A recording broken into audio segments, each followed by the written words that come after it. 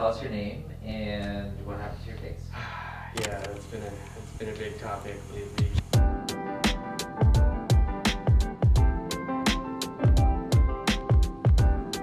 On behalf of all of us here at JetBlue, especially this New York City-based crew, thanks for flying with us today. There he is. I didn't even recognize him. My name is Chaun and I recently hit my face with the floor. Some might say I mopped the floor with my face. Kind of felt like that, actually. Okay. For the first time in a long time, I landed a backflip.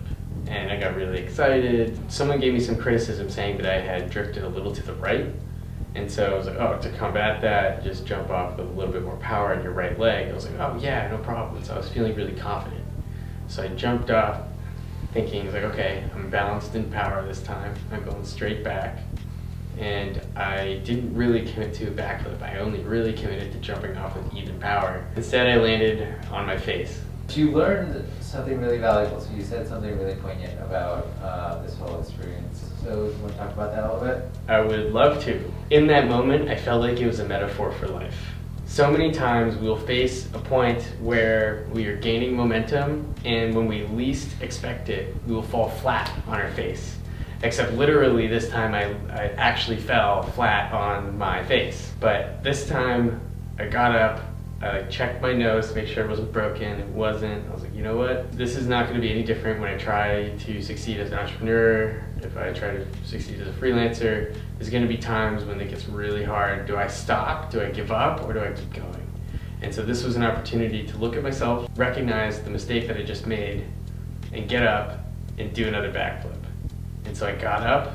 As much as my nerves were telling me that I needed to just stop because I didn't want to die, I felt like I needed to get back up and I needed to do another backflip, because if I didn't, that means that I failed. And I let that adversity stop me. So because of that, I got back up, and then finally, right as the guy yelled, "Everybody leave!" I was like, I'm sending it right now. And I sent it, and I stuck it, and it was awesome. You're so good at turning these moments of adversity into positives and things that you can learn from, like lessons.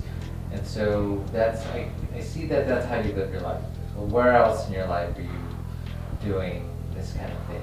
Honestly, everything. I look for them always.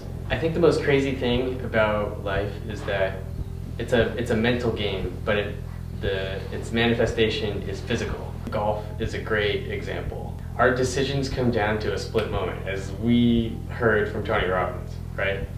Like in that split moment, everything can change. In golf, it is exactly the same thing. You could have 10 minutes between, I hope not, but you could have 10 minutes between your shot. During that time, all you're doing is thinking.